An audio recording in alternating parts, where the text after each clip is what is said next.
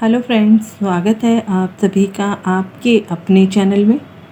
25 मई को दिल्ली में इलेक्शन है, तो एक ही सवाल दिमाग में आता है और आप लोगों ने लास्ट वीडियो में ये सवाल पूछा भी है कि क्या होने वाला है इस बार के इलेक्शन में। बीजेपी आगे आएगी या इंडिया यानी इंडिया गठबंधन। ऑब्वियसली जो भी जिस पार्टी के फेवर में होगा उसकी चॉइस वही पार्टी होगी। पिछली वीडियो में मैंने बीजेपी और कांग्रेस का ज्योतिष से डिटेल्ड वीडियो बनाया है। अगर आप लोग ज्योतिष जानते हैं या सीख रहे हैं और ज्योतिष के स्टूडेंट हैं तो आप उस वीडियो को ज़रूर सुनिए। हो सकता है आपको उसमें आपके मतलब का कोई ज्योतिष से रिलेटेड सूत्र मिल जाए।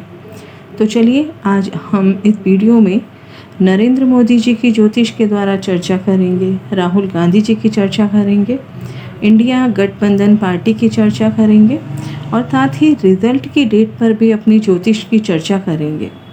तो आप लोगों से रिक्वेस्ट है वीडियो को बिल्कुल भी स्किप ना करें, क्योंकि ज्योतिष में हर एक पॉइंट की इम्पोर्टेंस होती है, उसी के आधार पर परिणाम देखे जाते हैं। तो सबसे पहले आज हम राहुल गांधी जी के बारे में बात करते हैं। तुला लग्न की इनकी कुंडली है जिसमें जुपिटर है रेट्रोग्रेड होकर, जो तुला लग्न के लिए 3rd और 6th लॉर्ड है, जिस पर योग कारक शनि का एस्पेक्ट है 7th हाउस से। ये शनि 7th हाउस में दिग्बली होकर नीच का है, जो लगन लॉर्ड वीनस के साथ नक्षत्र परिवर्तन भी कर रहा है। दशमेश चंद्रमा को देखें, जो 3rd हाउस में है, जुपिटर की धनु राशि में और केतु के नक्षत्र में। 3rd हाउस के इस चंद्रमा को बहुत ज़्यादा स्ट्रॉन्ग नहीं कहा जा सकता, क्योंकि ये चंद्रमा केमद्रुम योग में भी है। कहा जाता है ऐसा चंद्रमा इंसान से कुछ इमेच्योरिटी वाले काम भी करवा देता है। इस पर केतु, मंगल और सूर्य का एस्पेक्ट भी है, जो और भी ज़्यादा एप्लिकेटेड हो गया है। जनता में इनकी क्या छवि है हम सभी जानते हैं, लेकिन इस कुंडली में एक बहुत अच्छा योग भी है। लगन लॉर्ड वीनस, 10th लॉर्ड चंद्रमा और 3rd लॉर्ड जुपिटर, तीनों के बीच राशि परिवर्तन है। और ये जुपिटर नवांश में भी वीनस की ही तुला राशि में, यानी लग्न भी वर्गोत्तम है और जुपिटर भी वर्गोत्तम है। और इस समय राहु में, जुपिटर में और राहु का दशा सीक्वेंस भी है। मतलब वर्गोत्तम जुपिटर जो राशि वर्गोत्तम के साथ साथ भाव वर्गोत्तम भी है। जुपिटर लग्न से 5th हाउस के राहु पर अपना एस्पेक्ट दे रहे हैं। कुंभ राशि का राहु है, जो राहु के लिए बहुत बढ़िया है, यानी दशानाथ राहु अपना फेवरेबल रिजल्ट अपने इस दशा में देने में सक्षम है। लेकिन हमेशा कहा जाता है कि राहु अपने फल अपने डिस्पोजिटर की स्थिति के अनुसार ही देता है। तो यहाँ अगर आप देखें तो इसका डिस्पोजिटर शनि, जो नीच राशि में बैठा हुआ है, अभी दशा भी राहु में जुपिटर की है और जुपिटर भी वीनस की राशि में खुद को कंफर्टेबल महसूस नहीं करता। इनका अगर दशमान चार्ट देखें तो वो भी स्ट्रॉन्ग प्रॉमिस नहीं दे रहा है, जो इस समय इनकी दशा चल रही है। यानी राहु और गुरु एक दूसरे से षडाष्टक भी हैं और गुरु फिर से तुला राशि में है। तो आप लोग समझ सकते हैं कि ये समय राहुल गांधी जी के लिए इतना बढ़िया नहीं है उनकी सफलता के लिए। जब इनका बेहतर समय आएगा, यानी शनि की अंतर्दशा में, उस समय एक और वीडियो देने की कोशिश करूंगी। नरेंद्र मोदी जी की कुंडली की बात करें तो इनका स्कॉर्पियो लगन है, जिसमें नीच का चंद्रमा स्वराशि मंगल के साथ है, जो चंद्रमा का नीच भंग भी कर रहा है। लग्न में ही इनके राजयोग बन रहा है, यानी लग्न लॉर्ड मंगल और 9th लॉर्ड चंद्रमा के कारण नरेंद्र मोदी जी की कुंडली में चंद्रमा से केंद्र में गुरु होने से गजकेसरी योग भी बन रहा है। साथ ही पंचम भाव में बैठे हुए राहु पर दशमेश सूर्य की दृष्टि है, तो उससे बनने वाला जो राजयोग है वो भी बड़ी सफलता दिलाने का योग बनता है। चतुर्थ शनि, जो दशम भाव में 12th लॉर्ड शुक्र के साथ में है, और इस समय गोचर में भी शनि गुरु के ऊपर है, जो चंद्रमा से भी चतुर्थ में गोचर कर रहा है। इस समय इनकी दशा भी मंगल में, शनि में, जुपिटर की दशा है। नवांश में जुपिटर लग्न में है, यानी लग्न वर्गोत्तम है, जो नरेंद्र मोदी जी के लिए एक अच्छी स्थिति है।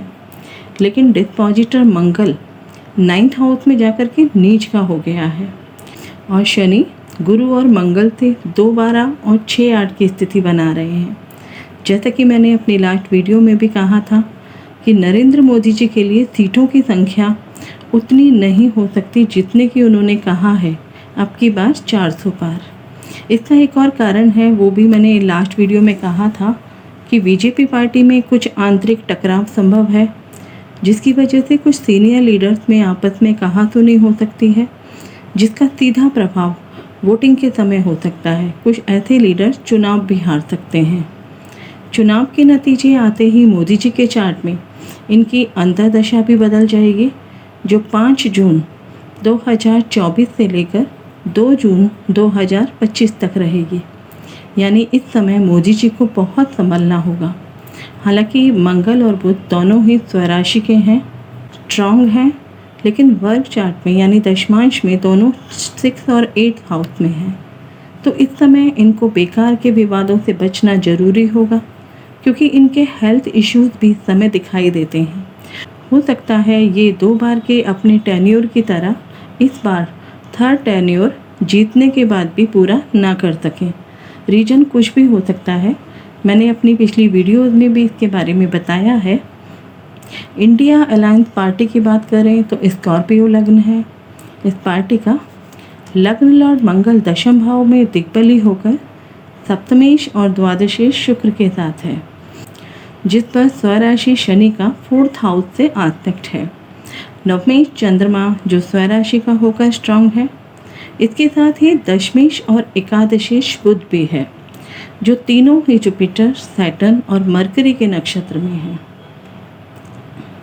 नवांश में भी ये सभी बहुत अच्छी पोजीशन बनाए हुए हैं, जो कुछ बेहतर कर सकने में सक्षम है। इनका परफॉर्मेंस बेहतर हो सकता है। इस समय इस पार्टी का दशा सीक्वेंस शनि, शुक्र और गुरु का है। शनि इस चार्ट में फंक्शनल मैलेफिक है और शुक्र जो 12th लॉर्ड है, जो लॉसेस को दिखाता है। शनि जो पहले से ही फंक्शनल मैलेफिक है और गोचर में ये नेटल शनि पर ही है, जो 12th लॉर्ड वीनस और 6th लॉर्ड मंगल को आस्पेक्ट कर रहा है। दशमांश में भी इनकी स्थिति बहुत अच्छी नहीं है। जुपिटर भी 6th हाउस में है। एक तो ये दशा सीक्वेंस वैसे भी डिस्टर्ब करने वाला होता है, और दूसरा इनकी पोजीशन के साथ साथ ट्रांजिट भी अच्छा नहीं है। इंडिया अलायंस अपनी पार्टी को जिताने की पूरी कोशिश करेंगे, लेकिन दशा 6 और 12th हाउस की है, जो कहीं ना कहीं डिस्प्यूट, परेशानी और लॉसेस को शो कर रही है। इस पार्टी में भी कुछ आपसी टकराव की संभावना है, जिसका सीधा असर भी पार्टी के वोटों की गिनती पर पड़ेगा। अब सबसे इम्पॉर्टेंट पॉइंट पर आते हैं। 4 जून 2024 का वो समय जब देश की जनता के दिलों की धड़कन बहुत तेज होगी। क्या होगा चुनाव का नतीजा, क्या होगा परिणाम, किसकी बनेगी सरकार, किसको कितने वोट मिलेंगे।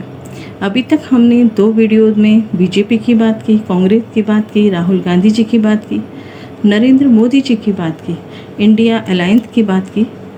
अगर आपने लास्ट वीडियो मिस कर दिया है तो आप उसे ज़रूर देख लीजिएगा। ज्योतिष में जब भी किसी खास दिन की बात होती है, किसी खास इवेंट की बात होती है, तो सबसे पहले मुहूर्त की बात की जाती है। कौन सा दिन है, क्या तिथि है, नक्षत्र है, योग है, उसी के आधार पर किसी नतीजे पर पहुंचा जा सकता है। जिस दिन चुनाव परिणाम की घोषणा होने वाली है, यानी 4 जून 2024, वैदिक ज्योतिष या हिंदू धर्म के अनुसार 2 घटी यानी कि 48 मिनट के समय को ही मुहूर्त कहते हैं। इसके अलावा मुहूर्त का अर्थ उस समय से लिया जाता है जब किसी कार्य को शुरू करने से पूर्व अलग अलग क्षितिज में उस समय अपनी विशेष स्थिति होने से किसी भी कार्य के लिए यानी होने वाले कार्य के लिए शुभ फलदायक होते हैं। ऐसी स्थिति में सूर्य और चंद्रमा को अधिक महत्व दिया जाता है, क्योंकि इन्हीं की गति के आधार पर हिंदी महीना, नक्षत्र, तिथि, वार, योग, करण और लग्न आधारित होते हैं। तो चलिए उस दिन का मुहूर्त भी देख लेते हैं जिस समय वोट की काउंटिंग शुरू होगी। 4 जून को सुबह 8 बजे काउंटिंग शुरू हो जाएगी उस समय मिथुन राइजिंग लग्न है। पंचांग के 5 तत्व कृष्ण पक्ष की त्रयोदशी तिथि है। पुनर्वसु नक्षत्र है। मंगलवार है। अतिगंड योग है। गर करण है। चंद्रमा का भरणी नक्षत्र है और ज्येष्ठ का महीना। ये सभी किसी भी मुहूर्त में बहुत इम्पॉर्टेंट रोल प्ले करते हैं।